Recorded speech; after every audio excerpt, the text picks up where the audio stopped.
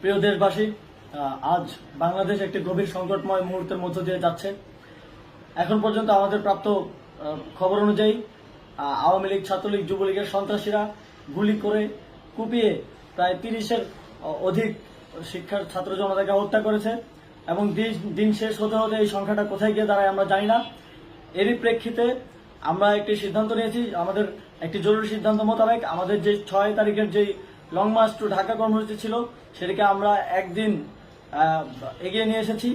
অর্থাৎ আগামীকাল 5ই অগস্ট সারা দেশের মুক্তিকামী জনতাকে ঢাকার উদ্দেশ্যে রওনা হওয়ার জন্য আমরা আহ্বান জানাচ্ছি।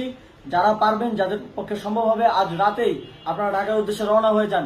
আমরা আগামীকাল সারা দেশের মুক্তিকামী জনতাকে ঢাকায় আসার আহ্বান জানাচ্ছি। বিশেষ করে ঢাকার আশেপাশে যে জেলাগুলো আছে, আপনারা দায়িত্ব নিয়ে মসজিদের মাইকে ঘোষণা দিয়ে যাদেরকে পাবেন সবাইকে নিয়ে ঢাকার উদ্দেশ্যে রওনা হন। এই লড়াই আমাদের জন্য একটি চূড়ান্ত লড়াই। আমরা চূড়ান্ত ঘোষণার জন্য প্রস্তুত। আমরা গণভবনের দিকে যাত্রার জন্য প্রস্তুত এবং সেই উদ্দেশ্যেই আপনারা সবাই ঢাকা আসুন। আমরা আপনাদের সবাইকে নিয়ে আমাদের চূড়ান্ত দাবি আদায়ে এগিয়ে যাব। আমি জানি না সমন্বয়করা আজকে রাতে বেঁচে থাকতে পারবে কিনা, কিন্তু আপনাদের উপর আমরা এই দায়িত্ব দিচ্ছি।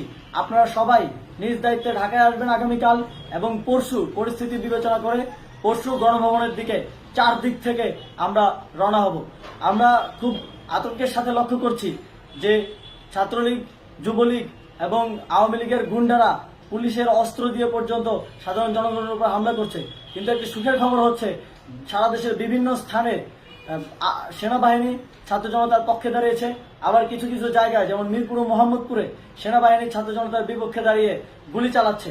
আমরা সেনাবাহিনীর প্রতি আহ্বান জানাতে চাই, আপনারা এদেশের নাগরিক এবং আপনারা এদেশের নিরাপত্তার দায়িত্বে আছেন, এদেশের জনগণের যানবাহনের নিরাপত্তার দায়িত্বে আছেন।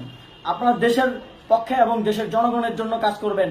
কোনো খুনি সরকারের জন্য, কোনো খুনি রাজনৈতিক দলের জন্য কাজ করবেন না। এটি এদেশের জনগণ আপনাদের থেকে প্রত্যাশা করে।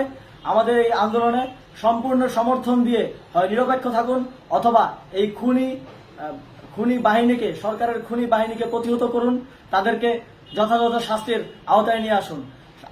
যেই কারফিউ সরকারের পক্ষ থেকে ঘোষণা করা হয়েছে, আমরা স্পষ্টভাবে বলতে চাই, সেনাবাহিনী এই ধরনের কোনো কারফিউ বাস্তবায়নের জন্য মাঠে না নামে। যদি মাঠে নামে তাহলে সেনাবাহিনী স্পষ্টভাবে অফিসিয়ালি জনতার বিরুদ্ধে দাঁড়াবে। আমরা চাই না সরকারের এই ষড়যন্ত্র সেনাবাহিনী পা দিক। সেনাবাহিনীকে জনতার বিরুদ্ধে দাঁড়ানোর যে ষড়যন্ত্র সরকার রচনা করছে সেটিতে সেনাবাহিনী পা দিবে না, এই বিশ্বাস আমরা রাখতে চাই। আওয়ামী লীগ আজ সারা দেশে তাদের খুনি বাহিনীকে নামিয়ে দিয়েও ছাত্র জনতার প্রতিরোধের মুখে টিকতে পারেনি। রাজপথের পরাজিত শক্তি হিসেবে তারা সেনাবাহিনী সহ অন্যান্য বাহিনীকে আমাদের বিরুদ্ধে কাজে লাগানোর চেষ্টা করছে।